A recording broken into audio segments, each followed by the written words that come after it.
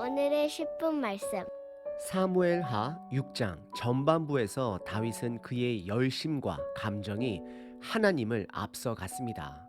그래서 그는 하나님의 방법이 아닌 본인의 방법으로 언약궤를 예루살렘으로 운반하다 안타까운 우사가 죽음을 맞이하였습니다. 그리고 그는 그의 기쁨을 잠시 접어두고 하나님을 두려워하며 언약궤를 이방인 집에 두게 됩니다.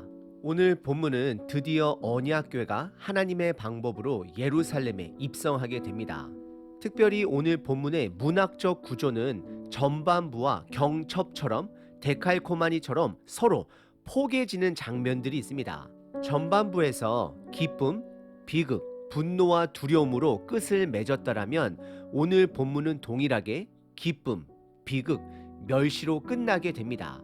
하지만 전반부에서 보여지는 다윗의 모습은 왕이 된 모습으로 그의 표출되는 감정들이 있었습니다. 하지만 오늘 본문의 다윗의 모습은 왕의 모습이 아닌 예배자의 모습, 참여자의 모습을 보여주고 있습니다. 성경은 저와 여러분들에게 오늘 본문의 다윗처럼 겸손한 예배자의 모습을 가져야 함을 가르치십니다. 오늘 본문을 가장 잘 드러낸 시편 9절이 있습니다. 2편 11절입니다. 여호와를 경외함으로 섬기고 떨며 즐거워할지어다 라고 고백합니다. 그렇습니다. 우리는 하나님을 경외하며 떨며 동시에 기뻐할 수 있어야 합니다. 오늘 본문을 통해 경외함과 기뻐함으로 예배하는 자가 되시길 바랍니다. 오늘 본문은 크게 두 부분으로 나눌 수 있습니다. 첫 번째는 언약궤가 예루살렘에 있는 다윗의 성에 입성합니다. 두 번째는 다윗과 그의 아내 미갈의 충돌입니다.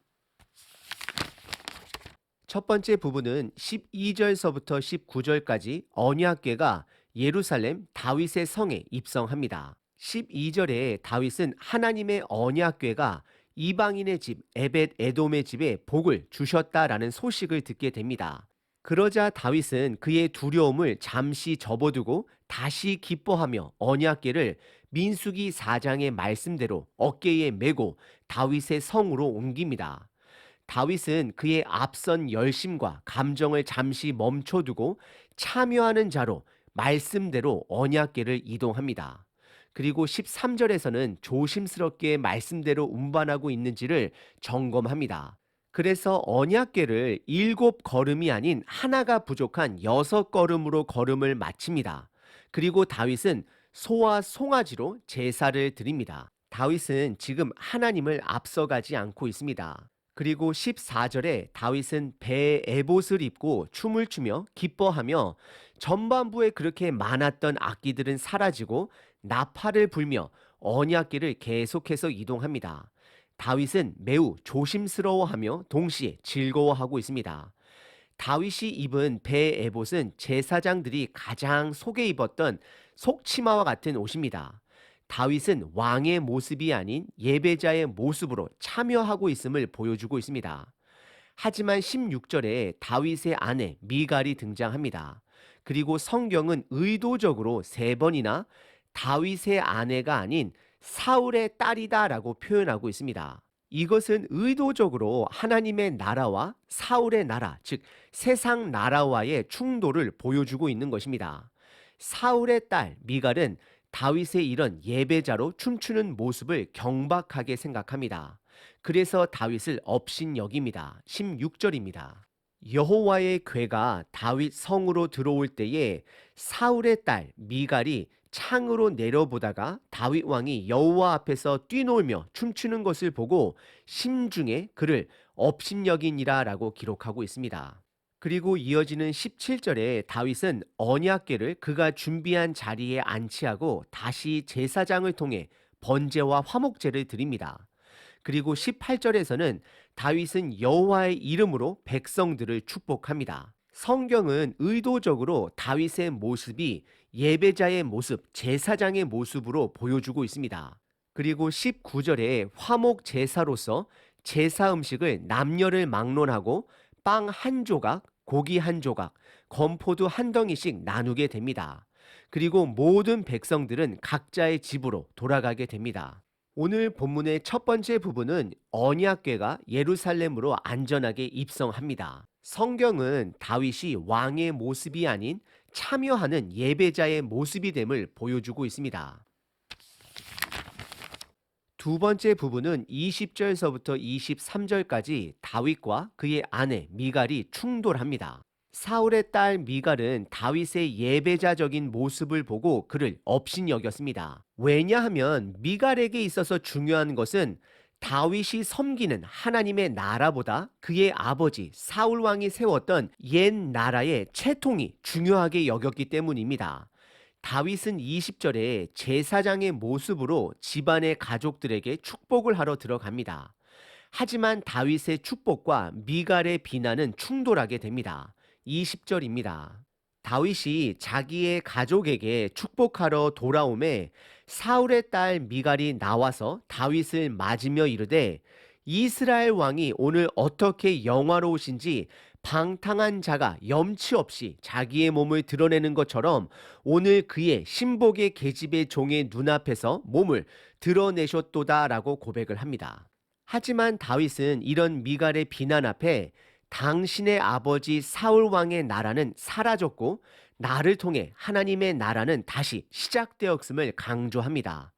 그는 비록 왕이지만 예배자로 기뻐한다라고 드러냅니다. 21절입니다. 다윗이 미갈에게 이르되 이는 여호와 앞에서 한 것이니라. 그가 내 아버지와 사울 왕을 말하는 거죠. 그의 온 집을 버리시고 나를 택하사 나를 여호와의 백성 이스라엘의 주권자로 왕으로 삼으셨으니 내가 여호와 앞에서 뛰놀리라라고 다윗은 고백합니다. 다윗은 비록 왕이지만 하나님 앞에서 예배자로서 찬양함을 선포하고 있는 것입니다. 그리고 이어서 22절에 다윗은 더 낮아져서 스스로 천하게 보일지라도 하나님 앞에서 예배자로서 미갈의 말보다 계집종의 찬송을 더 귀하게 여김을 드러냅니다. 그리고 결론 부분은 미갈은 아내로서 자식을 갖지 못하게 됨을 성경은 드러냅니다. 이것은 하나님 나라의 예배자의 모습이 아닌 교만으로 반응한 그녀를 향한 하나님의 심판입니다. 그리고 동시에 인간의 왕국 사울 왕의 나라는 완전히 버림받았음을 드러냅니다. 그리고 이것은 예수님을 통해 시작된 하나님의 나라의 그림자가 되는 것입니다. 오늘 본문의 두 번째 부분은 다윗과 그의 아내 미갈의 충돌을 보여주고 있습니다. 오늘 본문은 다윗이 왕의 모습에서 예배자의 모습이 됨을 보여주고 있습니다. 이제 그는 시편 2편의 고백처럼 하나님 앞에서 떨며 즐거워합니다. 다윗은 본인이 왕 이전에 예배자가 됨을 깨닫습니다. 사무엘하 6장 전반부에서 그가 보여준 감정들, 기쁨, 분노는 그가 주인됨으로 표출된 감정들이었습니다. 하지만 후반부에서 그가 떨며 즐거워하는 모습은 예배자의 감정입니다. 내 삶에 하나님은 나의 주인입니다라는 고백은 내가 하나님의 일에 참여자로 반응하겠다라는 고백이 됩니다. 사무엘하 6장 안에는 다윗의 큰 변화들을 살펴봤습니다. 그리고 동시에 다윗은 예수님의 그림자의 모습을 우리들에게 보여주고 있습니다. 비록 오늘 본문에 다윗은 제사장과 같은 예배자의 모습을 보여주고 있지만 그는 분명 이스라엘의 왕입니다.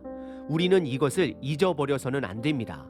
왜냐하면 예수님이 우리의 온전한 제사장, 온전한 왕이 되어주시기 때문입니다. 히브리서가 강조하는 것입니다. 오늘 하루 예배자로서 하나님이 일하실 수 있는 공간을 내어주시길 바랍니다. 그리고 그 공간이 하나님의 일로 채워지면 예배자로 반응하시는 저와 여러분 되시길 바랍니다. 저와 여러분들은 예배자입니다.